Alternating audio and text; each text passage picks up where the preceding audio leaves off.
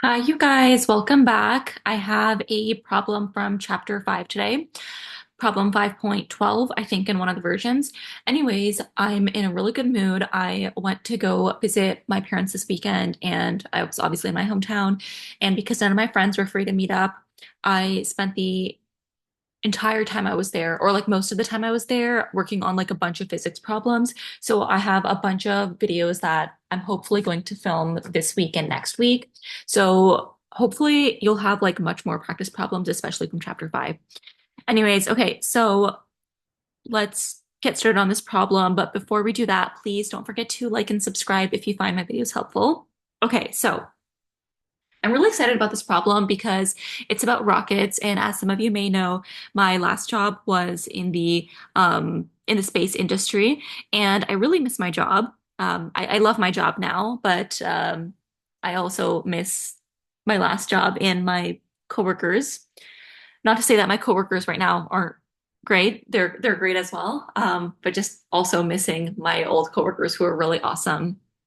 Anyways, um, that's why there's going to be a bunch of space themed problems coming up soon, actually, I think. Okay, anyways, I'm yapping. Okay, a rocket of initial mass 125 kilograms, including all the contents, has an engine that produces a constant vertical force, the thrust of 1720 newtons. Inside this rocket, a 5.5 Newton electrical power supply rests on the floor. A, find the initial acceleration of the rocket. B, when the rocket initially accelerates, how hard does the floor push on the power supply? Okay, so you guys know what I like to do. I'm going to start off with a diagram. So let's do that. So let's say that we have some sort of like rocket here. And I don't know, maybe it's like that. And it has like, I don't know, wings. And we can have like a little window inside.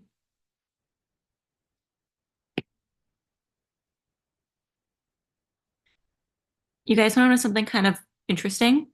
So, like I mentioned, I used to work in the space industry, and of course, there were astronauts. And it's so interesting because one of my coworkers at my new job is related to like an astronaut, and it's just the world is so small, and it's crazy how that works. But yeah. Okay. All right, that's my rocket. And let's just give it some color right over here. Okay, doesn't matter. That was for fun. All right, so now let's get to the actual problem. Okay, so let's go ahead and just pick out the details from this problem, and we can illustrate it onto our diagram.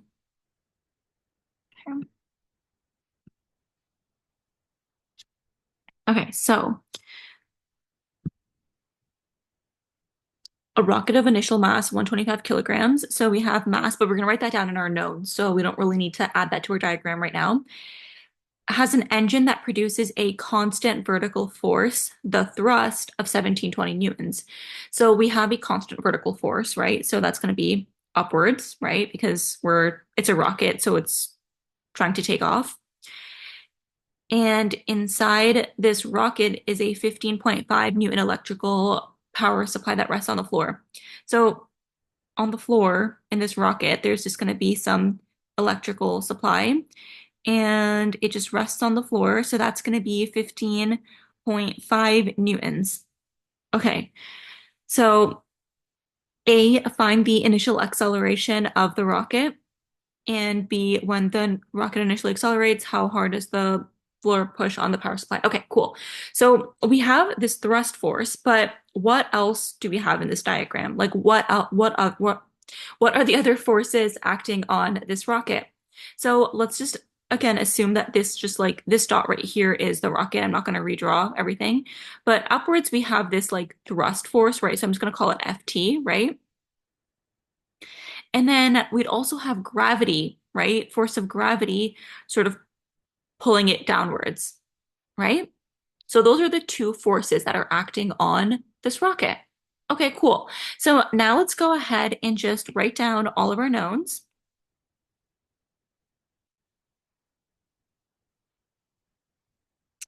Why is the pen so thick right now? Okay, let's.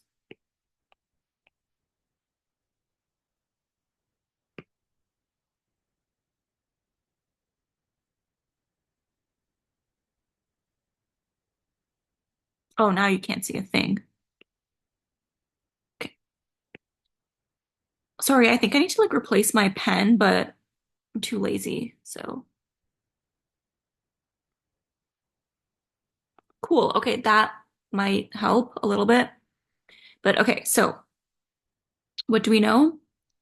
Mass is 125 kilograms, right? And then we have our like thrust force, that's 1720 newtons. And then we have power supply, right? So weight of electrical power supply, and that is 15.5 newtons, right? Okay, that's it. That's all we have in this problem. So A, we're looking for the acceleration of the rocket. What is the acceleration of the rocket? Okay, so to solve this problem, what we need to do is we need to come up with a statement, right? We need to come up with a statement that sort of describes all the forces on this rocket. So let's do that. Okay. So the summation of forces, right, in the y direction. So we know that this rocket, there's only forces that are working in the y direction, right? So this is going to be positive y and this is going to be negative y. We don't really need to add like an x, like we could, but the rocket's not really moving sideways in this question, so it's pointless. But we know that we're setting up as positive y and down as negative y. So the summation of all these forces is going to be what? Ft, right? So Ft, which is positive, minus Fg, right? And what is that equal to?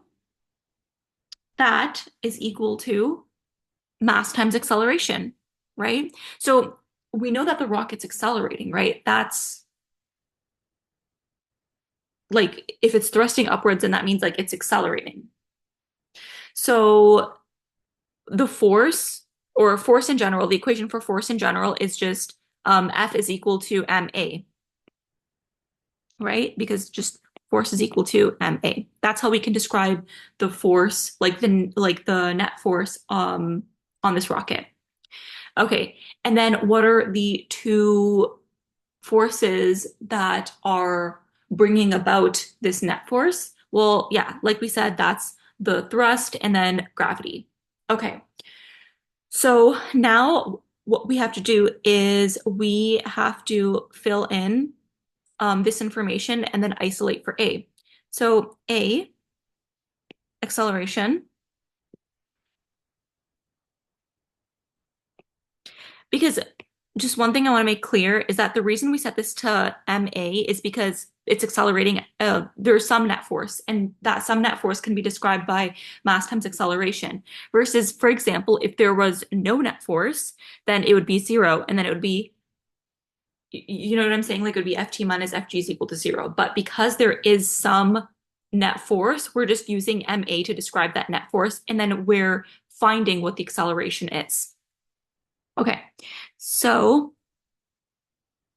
accelerate, I'm going to isolate for acceleration first, and that's going to be A is equal to Ft minus Fg over m.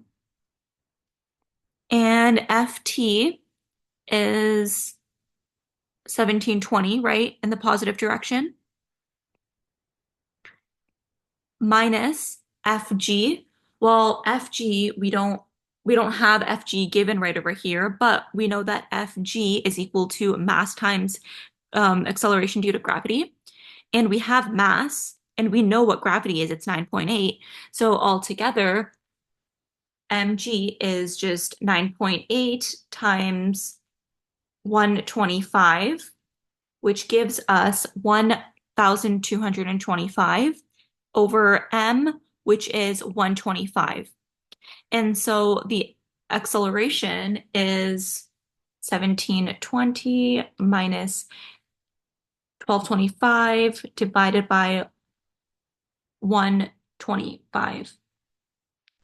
And altogether, that gives me 3.96 meters per second squared, right? So that is the acceleration of the rocket. Cool. Okay, so we're done solving part A. Now let's move on to part B. Okay. So when the rocket initially accelerates, how hard does the floor push on the power supply?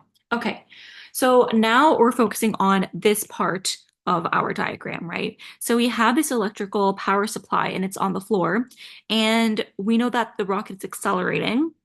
So we want to know how hard does the floor push on the power supply?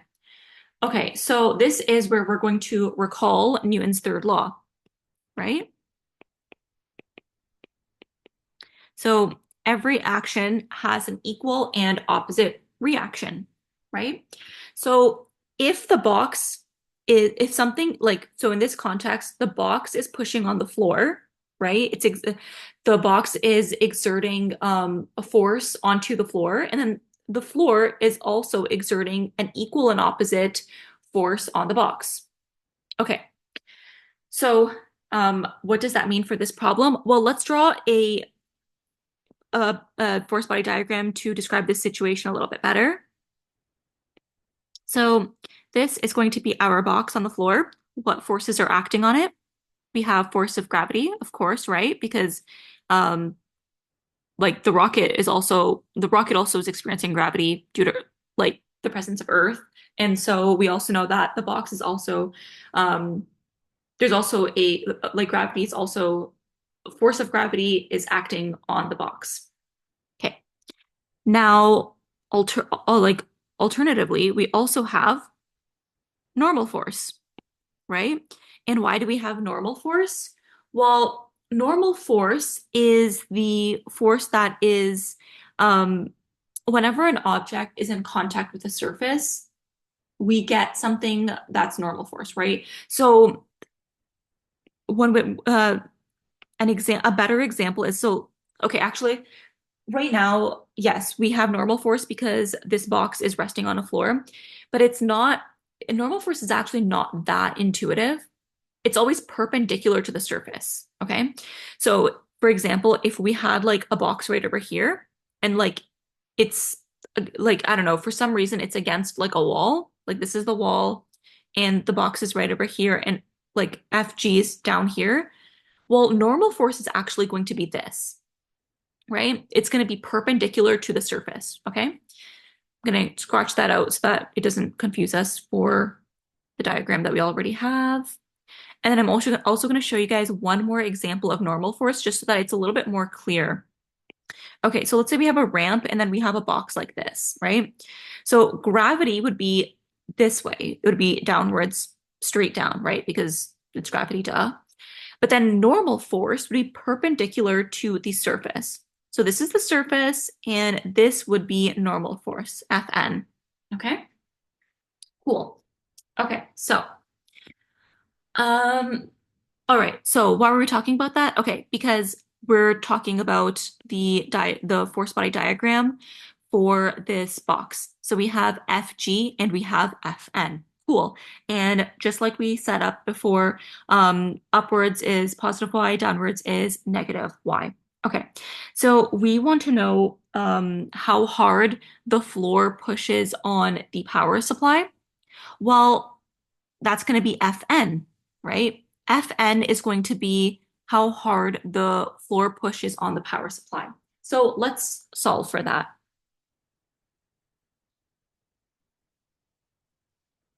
So first we're going to write a statement that sums up all the forces in the y direction. So we have Fy, and that's equal to Ma, and that's equal to Fn minus Fg, right?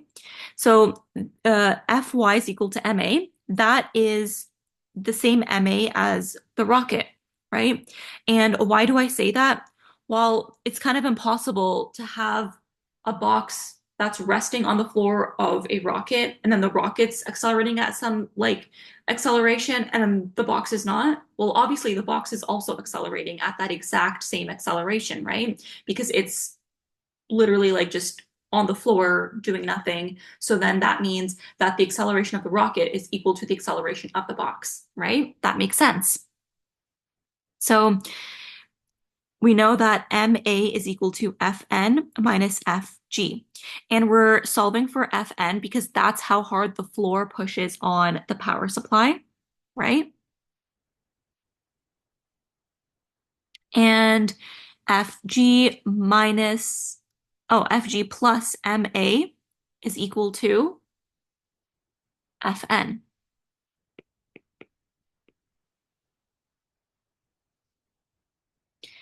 And then we will have Fg is equal to mg plus ma is equal to Fn. And m, we can just group g and a is equal to Fn. And then we can just plug in our numbers here. So we know that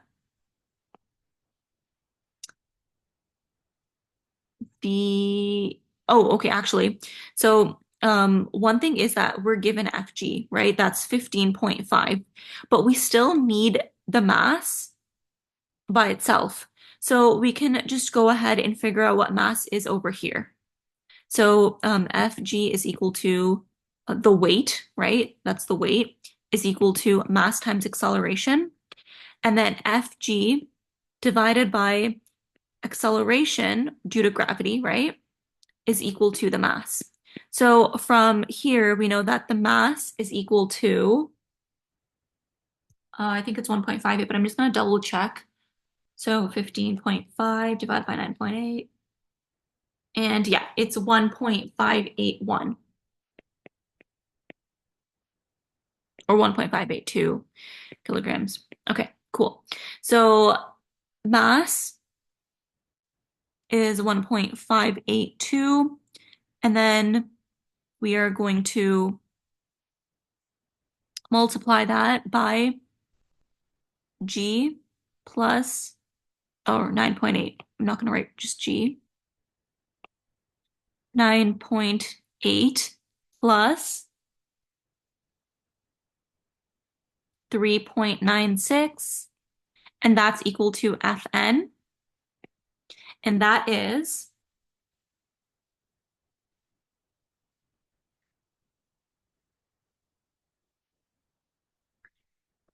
21.76 newtons.